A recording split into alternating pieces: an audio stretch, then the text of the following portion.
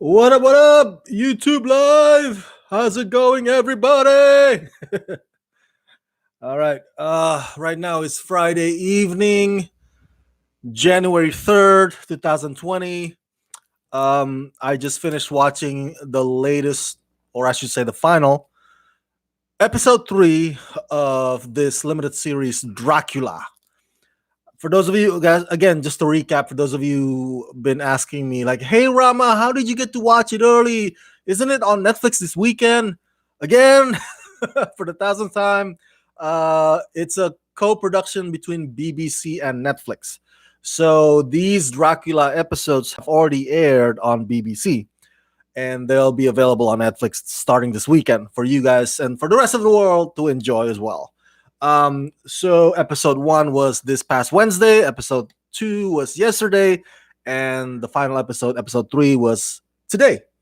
So because the episode's already aired, just like many of my TV reviews of TV shows that have already aired, this contains spoilers. I repeat, this video review contains spoilers. This is mostly for those of you, my fellow Dracula fans, who have also watched today's episode 3. So heads up, spoiler alert, okay? Why? Because the episode's already aired. How many times I gotta tell you that? It's already out there in the ether, in the universe. So there's no reason for me to like walk around, eggshells anymore, or like trying to be careful about this or that anymore. So yeah, let's get right to it. I have a few notes here that I prepared on my screen. As you know, episode 2 yesterday ended with Dracula in our modern day world. That was fantastic, right? I mentioned to you that while I was watching episode 2, I was thinking to myself, like, Mark Gatiss and Stephen Moffat, the ones who created this show and created Sherlock, bringing Sherlock to the present day or modern day world, why couldn't they have done the same thing with Dracula? Why does this Dracula have to be, this limited series have to be a period piece? And I guess what's the old saying goes? Be careful what you wish for. And just like that, my wish got granted. By the end of episode 2, he was like, oh, they brought Dracula into our world. So that was awesome. This episode 3, titled The Dark Compass. By the way, it's not The Golden Compass. The Golden Compass is another novel, not Bram Stoker's, okay? Don't mistake that. The Golden Compass is in his Dark Materials. Anyway, I digress. I find the whole thing of placing Dracula in our time to be absolutely fun.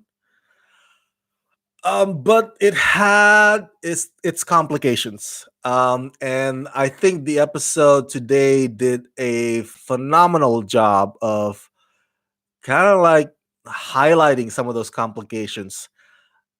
Complications not necessarily in making the story convoluted, but it just like it makes, well, for one, it makes in this episode, it makes Van Helsing's job quite difficult. Well, let me give you an example. They spoke in today's episode issues of rights, human rights, women's rights, and just like when they're just like as in their just as in they're in the middle of the conversation about human rights, boom, guess who shows up? Mark Gatiss as Dracula's lawyer, talking about Dracula's rights. The irony, I tell you. So even though Dracula doesn't believe in rights, but it's clever how he uses that against Van Helsing. You know what I'm saying? Mark Gatiss, he's one of the creators of the show. He shows up as Dracula's lawyer. You may recognize Mark Gatiss also in Sherlock. He plays Sherlock's brother, Mycroft. So Mark Gatiss is an actor slash writer slash producer.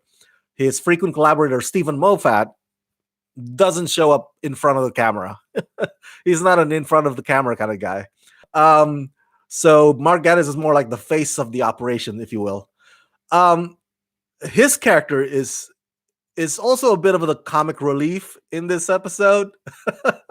Obviously, he has gotten to the point that Jonathan Harker in first episode gotten, the fact that he wrote all that thing, all those things that says Dracula is God, I worship Dracula, Dracula is always right. So at one point, the lawyer, Dracula's lawyer, played by Mark Gatiss, he was in the middle of solving a crossword puzzle, and it's like, you know what, screw this, I'm just gonna write down Dracula is God. So he's a cultish, if you will, of Dracula. Um, but I'm getting ahead of myself here. Let's talk a bit about Zoe Van Helsing. I told you guys in my episode 2 review, I was like, whoa, okay, somebody explain to me. Does this mean that Agatha Van Helsing also lives forever and she survives 123 years? And guess what? The episode today answered my question. And the answer is nope. It's not Agatha Van Helsing. It's her descendant. I'm sorry, not it. She is Agatha's descendant, Zoe Van Helsing. And unlike Agatha, Zoe is a scientist. So, as you know, the stereotypical scientist is like, oh, I don't believe in God. I believe in logic. I believe in proof, hypotheses, yada, yada, yada. So, there's a scene um, where Zoe's lying on the bed, sick, and then she sees a silhouette of Agatha Van Helsing, and she says at one point, "Yeah, I'm not much of a faith kind of person." So Zoe Van Helsing is, the modern day uh, character played by the same person, and I should have known because the moment that she opened her mouth and shouted at, if you notice, Agatha Van Helsing had that very, very thick accent. So I was like, oh, I should have seen that. I kind of overlooked it. Now, quick side note, I feel so bad for that poor cop lady on the beach, man. Oh my god. Why did he have to shoot her in the head like that? Like he could have spared her, I was like, why? He didn't have to make a point. But he just had to kill her. I was like, why? Why? I guess it's a shock value thing. But anyway, there's a scene, or I should say a big sequence, if you will, in this episode where Dracula intimidated a resident in England, and he went on and on about, oh my God, you have all this wealth. Look at your luxurious apartment. Um, he was really genuine when he said that. I believe that he meant it, because it's like, my God, you have a television, you have a fridge. I had a castle, but I didn't have a fridge. But to the ears of regular folks like you and me, it can come off very condescending. Like, I, all right, I get it, dude. We're poor. You don't have to, like, mock me. um, but in the middle of that whole thing, there's a part where Dracula sits down and watches the sunrise on television, on that lady's TV set. And that really took me back immediately to the movie Interview with a Vampire. Do you remember that? I know that's not Bram Stoker's Dracula, but that's more, I believe it's, what's her name? Anne Rice, right? Anyway, so Tom Cruise, Brad Pitt, right? And there's a scene where Brad Pitt, because the movie starts out period piece, in the 1800s, and then and of course he lives forever. So, and then he sees motion picture for the first time, and he sees like sunrise, and I think images of planes, or maybe even, I think he was watching Superman or something. Um, but the sight of the sun on that big screen in the theater, and you see Brad Pitt's face, because he's a vampire. It's like part awe, part almost tearing up. Like, oh my god, that's exactly what Claes Bang did in this scene. Now I don't know if that is something that Mark Gatiss and Stephen Moffat just kind of come up with on the fly, or maybe they did want to pay homage to Interview with the Vampire. Either way, it really took me back to that iconic scene with Brad Pitt, and I loved it. It was fantastic. Um, let's see. Oh, another thing why I find modern day Dracula for this episode 3 to be quite fun is that Mark Gatiss and Stephen Moffat, the writers, get to play a little bit with fish out of water elements of the story. You know, just like Captain America, Steve Rogers, after he got frozen in ice for years or decades, and then he got revived in modern day. It's like, ooh, what is this cell phone? Like, ooh, what is that monitor? Um, so there's a bit of that as an amusing part or entertaining part of this episode for you guys. Um, at one point, he's like, "Oh, I ate your husband, so I absorb his memory." I think you guys call it download, right? You guys call it download in today's world. Well, and then he's like, "Ooh, you have an orchestra? Oh, it's a ringtone for a telephone." So this fish out of water thing, it allows for a few entertaining or amusing moments to happen here and there. Not too much, but and it doesn't really.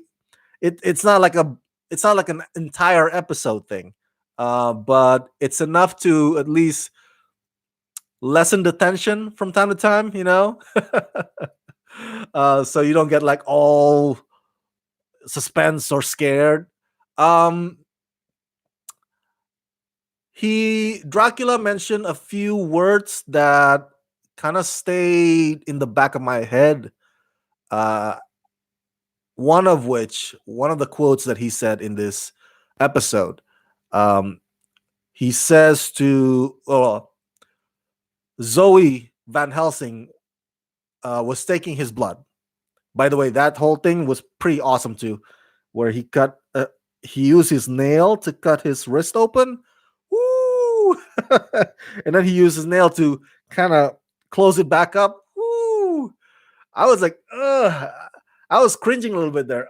Man, so graphic. But anyway, um, while in that process, um, Zoe was explaining to Dracula about how Jonathan Harker Foundation came to be. About, oh yeah, Mina inherited, Mina gained the inheritance of her family after Jonathan died, and then she opened up this foundation in Jonathan's name, and yada yada yada. And Dracula said, and I'm paraphrasing this, he said, "I've always loved inherited power. Democracy is tyranny of the uninformed." Did you get that? Did you get how profound that is? Of course, you got to credit Stephen Moffat and Mark Gatiss for that. He said something like along the lines of, "I always love inherited power. Democracy is tyranny of the uninformed." Boom. Mic drop. You know, I disagree. I don't love inherited power. I think that calls for dictatorship, that calls for entitlement. Excuse me. Almost nothing ever comes good out of that. But democracy is tyranny of the uninformed. That I think that's a bit of an irony, right? That's a bit of an irony because democracy and tyranny are not supposed to be in the same sentence. The idea is democracy is giving the power to the people instead of being inherited, handed down, inherited power. Um, but to Dracula, he sees that as oppression, and the one that oppresses are the uninformed. Now, I say that's deep because, and I don't want to go too, dwell too much on the politics of it all. But as you may have observed, sometimes there will be elections where the result of that election, the voters seem to be the voters seem to have voted against their own best interests. They vote for the horrible representative or horrible president, horrible prime minister. Like, and you scratch your head. You wonder, like, why would people do that? And it that is the tyranny of the uninformed, if you will, right? Because sometimes voters, and I'm not saying voters are generally like stupid or anything like that. I'm just saying that generally voters are busy. They're busy trying to put food on the table. They don't really have time to study up who they're gonna elect or they're gonna vote for. Sometimes it's just based on name recognition. Um, so they are uninformed, and so unfortunately, democracy allows for those group for the uninformed to decide what the next 4 years or 5 years are going to look like. So in a way, that is kind of like a tyranny. Like, oh, because if it's already been decided, that's it. That's our representative for the next 4 or 5 years. We can't do anything until 5 years later from now. Uh, so that's why that quote kind of stays with me. I was like, wow. On the part of Mark Gatiss and Stephen Moffat, interesting commentary there. Even just a tiny bit, it's pretty deep. Let's see what else. Moving on. Jonathan Harker Foundation. Before we talk about Blue for Lady, there's a character named Jack. This young man, protege of Zoe Van Helsing, and he gets recruited to the foundation. At one point, I thought that he was recruited because he was a special person, not special as in like mentally developed. Special. I'm talking about like special, like as in like having abilities or having powers. That's what I thought. I thought he got recruited to join some kind of League of Extraordinary Gentlemen, with Jekyll and Hyde, and you get the idea. So I was a bit disappointed when that was not the case. I was like, oh man. And to tell you the truth, that is a part or an aspect of this episode that unfortunately did not get explored. It was teased that they have this foundation, they have this instructor, and you know, um, but the inner workings or what the other people Jack's age, what they're doing there, what they can do, what their abilities or skills, we never get to see that, unfortunately. So it would have been nice if it would have been nice if it had been a League of Extraordinary Gentlemen, because at least, even though you're not going to explore, even though you're not going to explore Jekyll and Hyde, at least you get like, whoa, you get like a fan service tease kind of thing, kind of like in Skywalker, they're like, oh my god, they gave the medal to Chewie. So, but no, we don't get to see much of those guys, and they're not really League of Extraordinary Gentlemen. So it's just like the show is like, okay, here it is, and there they go. Here they are, and gone they go. Um, the part. Okay, let's get to Blue for Lady. Blue for Lady. Okay. Now, Blue for Lady, if we look it up, that is a part of Bram Stoker's Dracula novel or mythology. Blue for Lady is a female vampire that is also kind of like a child, if you will. Now, if you rewatch again, it's been a while since I watched the 1992 film. I only watched it once, so I got to rewatch it again with you. But I think if I'm not mistaken, there is a Blue for Lady in that movie, but she's not really mentioned as a Blue for Lady. But I think her name is Lucy, just like the name of the girl here in this episode, Lucy. So what are my thoughts about Blue for Lady storyline? I think it's fantastic that number one, fantastic that Mark Gatiss and Stephen Moffat managed to incorporate Blue for Lady in this limited series. Um, it's fun how they start out in Transylvania, right? Episode one, episode two, it's like on the vessel on the boat, like a freaking who done it, knives out, murder on the Orient Express kind of thing.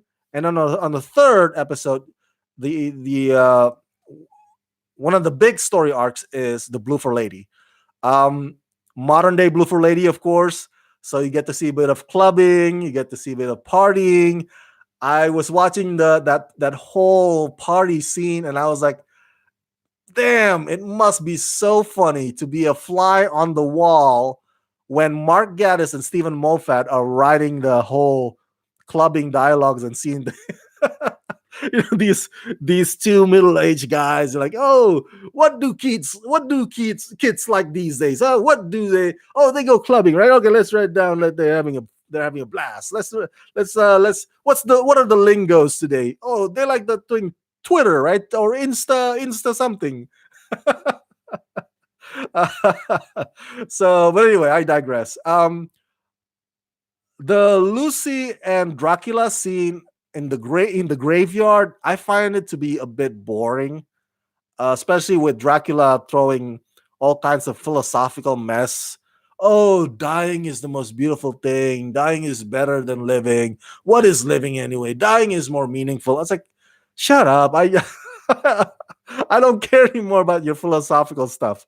But the whole uh, turn of event with Lucy screaming in the coffin. I guess she's dead, but I guess her essence still in there, and then she got burnt because she got cremated.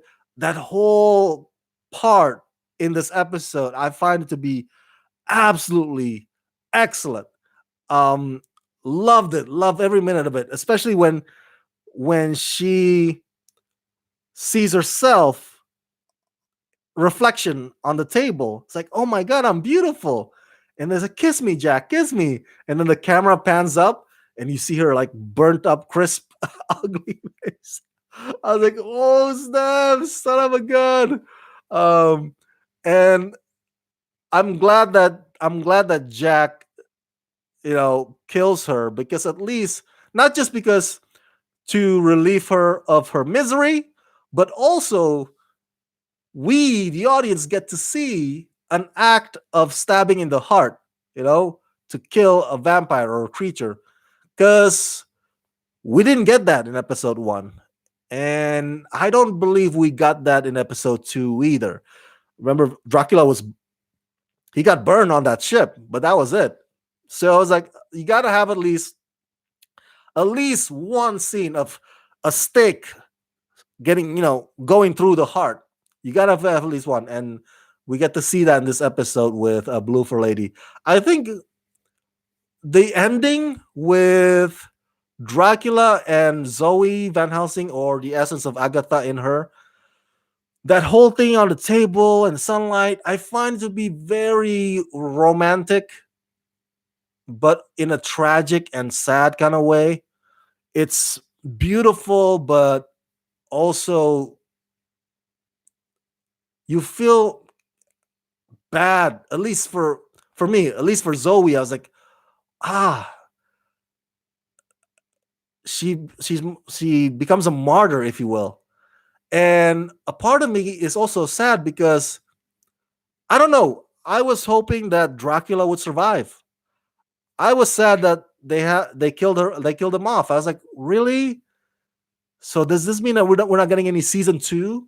Uh I want another installment of Dracula 4 years from now. But you know what? Come to think of it, rethinking it again, there is something very visually arresting about that whole sequence of basically just him and Agatha slash Zoe dying together. You know, something romantic and tragic about that. Both romantic and tragic, because here are two people who, granted, it's not Agatha the whole time, but character wise, Van Helsing and Dracula, they're in the opposite ends. And in mythology, they're at each other's throats, if you will. And so for them to end together, you know, I don't know. There's something beautiful about that. I think it was a very unorthodox, but yeah, I would say it's a very unorthodox ending to both characters, but one that I welcome very much so. I did not expect it to go out like that, but you know what?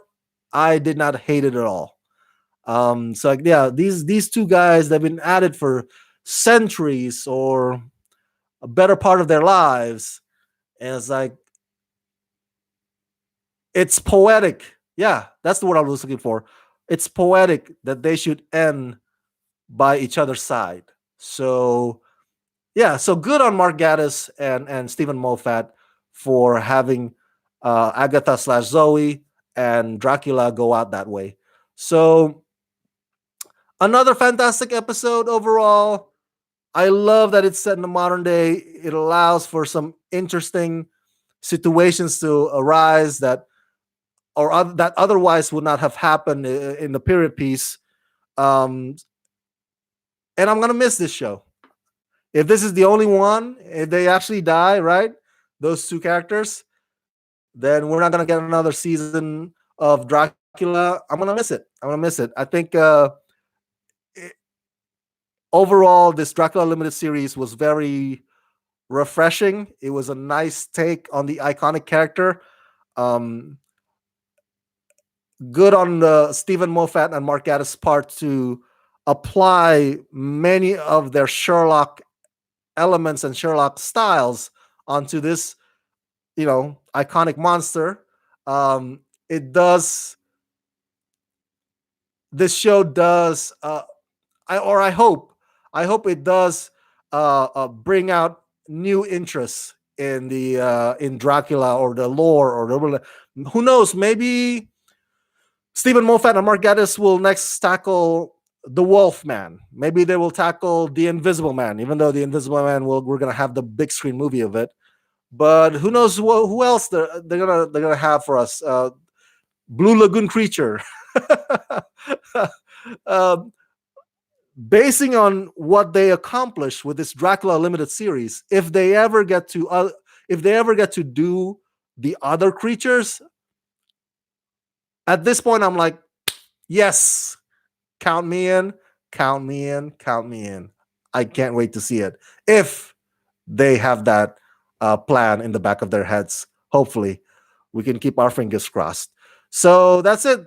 Those are the notes that I have. Do I miss anything here? Oh yeah, I forgot. Zoe has cancer. I have it on my note. Leukemia. So that's why the Dracula throws up. Count Dracula throws up after biting Zoe. So that's the death of Dracula because he drinks Zoe's blood, and he's not supposed to do that. Oh, another thing. One quick side note before I forget. One of my favorite songs of all time showed up on this episode. Woo woo! I'm talking about Robbie Williams, Angels. Come on. Where are my fellow Robbie Williams fans out there? Let me hear you. And through it all, she offers me protection, a lot of love and affection. Whether I'm right or wrong, you can tell I can't sing for shit. So anyway, I love Robbie Williams. I love that song. So shout out to that. Good choice. Thank you so much for tuning in, you guys. If you haven't seen these 3 episodes of this new Dracula limited series, don't be discouraged.